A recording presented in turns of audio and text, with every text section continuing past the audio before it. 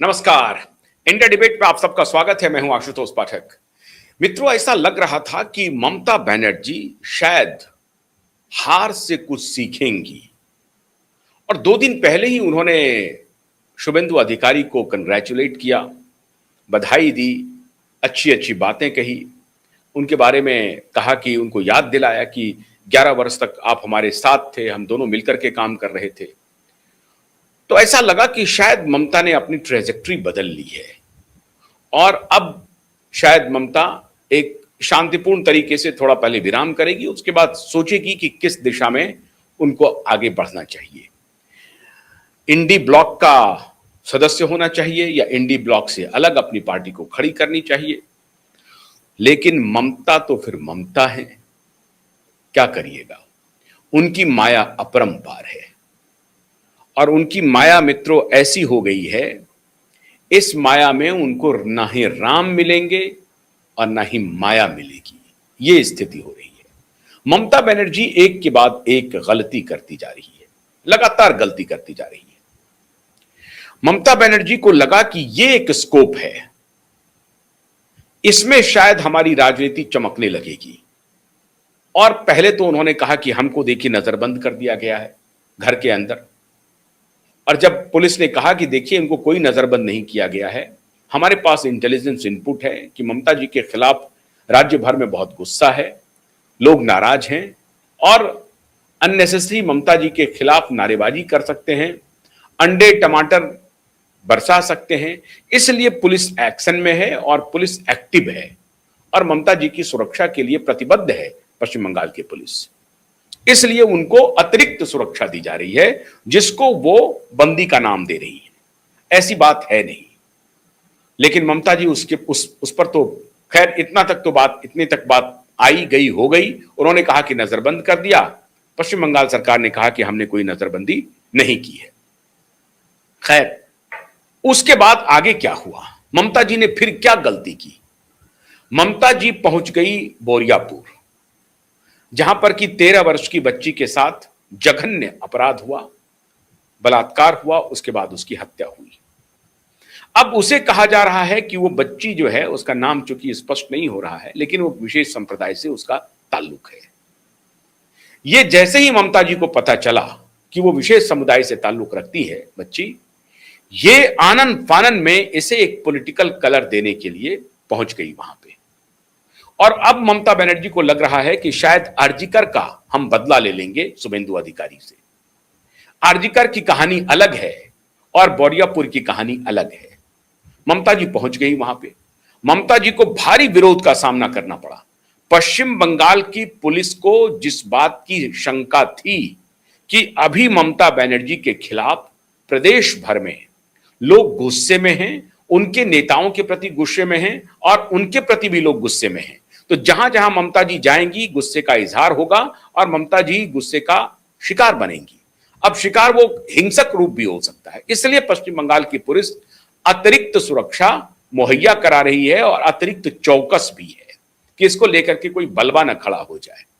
क्योंकि जिस तरह से अभिषेक बनर्जी के ऊपर अंडे बरसे, टमाटर बरसे और उसके बाद जिस तरह से आउट ऑफ प्रोपोर्शन क्या, इसको फैलना ही था। आखिर वो जो मुख्य विपक्षी पार्टी है तृणमूल कांग्रेस, उसके जनरल सेक्रेटरी हैं, सांसद हैं, उनके ऊपर हमला हुआ था, तो जाहिर है ये प्रचार होगा ही, लोग इसके बारे में चर्चा करेंगे ही।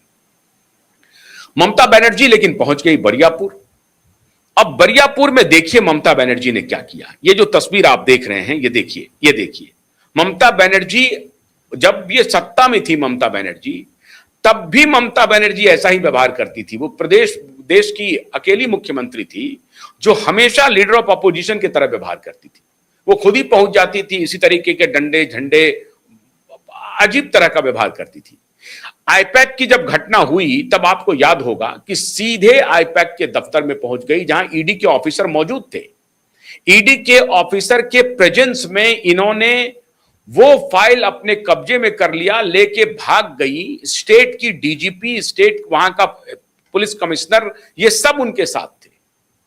किसी ने ममता बनर्जी को नहीं रोका कि ये फाइल आप प्राइवेट फाइल है, यहां पर इन्फोर्समेंट डायरेक्टरेट पहुंचे हैं और ये कोई यहां पर तफरी करने के लिए नहीं पहुंचे हैं। इन्फोर्समेंट डायरेक्टरेट को ये अधिकार है और वो संज्ञान लेकर के उनके पास वारंट वगैरह है और ये सर्च का सब कुछ लेकर के इन्फोर्समेंट डायरेक्टरेट आईपैक के मुख्यालय पहुंची है।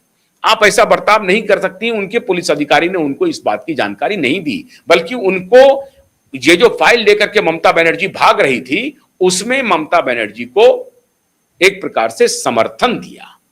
यह भी व्यवहार आपने देखा। ये तब हुआ है जब ममता बनर्जी मुख्यमंत्री थी। अब ममता बनर्जी मुख्यमंत्री नहीं है, अब Mamata Banerjee leader of opposition भी नहीं है। ममता बनर्जी ना सांसद हैं, ममता बनर्जी ना विधायक है। ममता बनर्जी जिस तृणमूल कांग्रेस की चेयरपर्सन थी, अब वो तृणमूल कांग्रेस भी लगभग उनके पास नहीं है। इलेक्शन कमीशन का कभी भी निर्णय आ जाएगा। विधानसभा ने ऑलरेडी उनके बागी विधायकों को एक प्रकार से लेजिटिमेसी दे दी है। अब ममता बनर्जी की खुद की स्थिति क्या है सार्वजनिक जीवन में, यह खुद उन्हें भी नहीं मालूम है कि हम हैं कौन। ममता बनर्जी की पहचान अब क्या है। तृणमूल कांग्रेस जो है पार्टी है, वो पार्टी अब उनके पास ऑलमोस्ट बची नहीं है, तो उनकी पहचान क्या है। हालांकि बस ममता बनर्जी हैं तो समझिए कि तृणमूल कांग्रेस भी है। बाकी जो उनके साथ बचे हुए सांसद हैं वो यही कह रहे हैं कि ममता बनर्जी जहां खड़ी हो जाएंगी वही पार्टी हो जाएगी। ममता बनर्जी जहां से चल पड़ेंगी वही पार्टी की लकीर हो जाएंगी, पार्टी की सड़क हो जाएगी, पार्टी की डगर हो जाएगी। ये सारी बातें एक तरफ है। अब ममता जी बनर्जी जो कल बोरियापुर गई, जिसका वीडियो मैंने आपको दिखाया, ये वीडियो मैं आपको दिखा रहा हूं। ये अपने ही कार्यकर्ता के साथ ममता जी का क्या व्यवहार चल रहा है, ये देखिए जरा सा। ये वीडियो देखिए, आपने देखा भी होगा, मैं दोबारा उसको दिखा रहा हूं। ये देखिए, ये बोरियापुर पहुंचती है और ये अब ये हाथ मार रही हैं कि पिटाई कर रही हैं। वो कह रही हटो यहां से, अपने ही कार्यकर्ता को लपड़ थप्पड़ कर रही हैं। अब ये थप्पड़बाजी पर उतर आई हैं। ये देखिए, ये देखिए, अब ये ममता बनर्जी। अब बहुत सारे लोग कह रहे हैं कि ममता बनर्जी अपनी मानसिक संतुलन खो चुकी है। ऐसी परिस्थिति में आपको धीर गंभीर होना चाहिए। जब आपका सब कुछ लुट जाए, पिट जाए, तो ऐसी परिस्थिति में आप विचलित नहीं हो। यही समय है जब आपको खुद के ऊपर नियंत्रण रखना चाहिए। बहुत धैर्य के साथ आपको चलना पड़ता है। इसी समय के लिए जब आपके साथ विपरीत परिस्थिति हो जाए और इस तरह की परिस्थिति हो जाए, ऐसे में तो आपको खुद को नियंत्रित करके चलना पड़ता है। लेकिन ममता बनर्जी अब नियंत्रित नहीं है।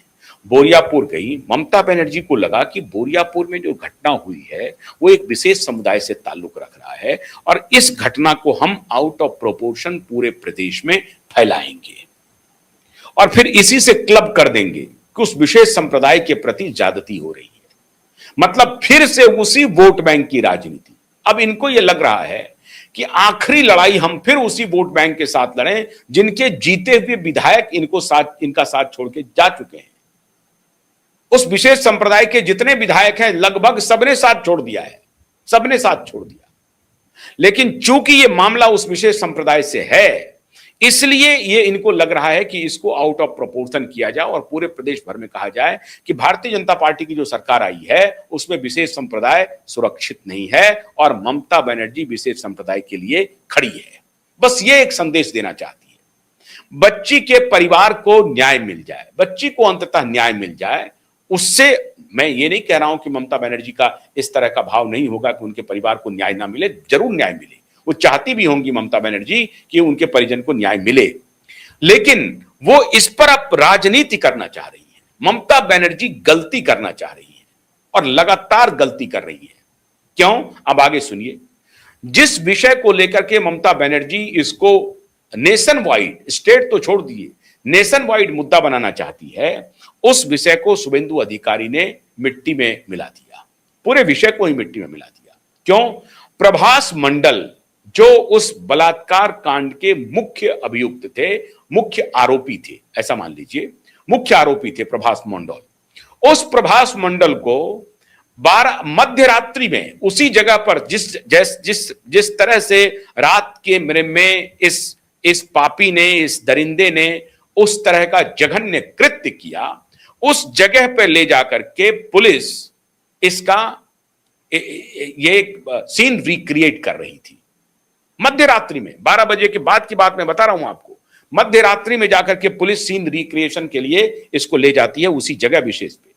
लेकिन ये व्यक्ति वहां पे अब पुलिस का वर्जन है। मैं फिर कह रहा हूं, मैं एक पत्रकार हूं और मैं बड़ी ईमानदारी से इस बात का इसमें थिन लाइन रखता हूं कि नहीं, जो सही है उसको सही कहा जाए।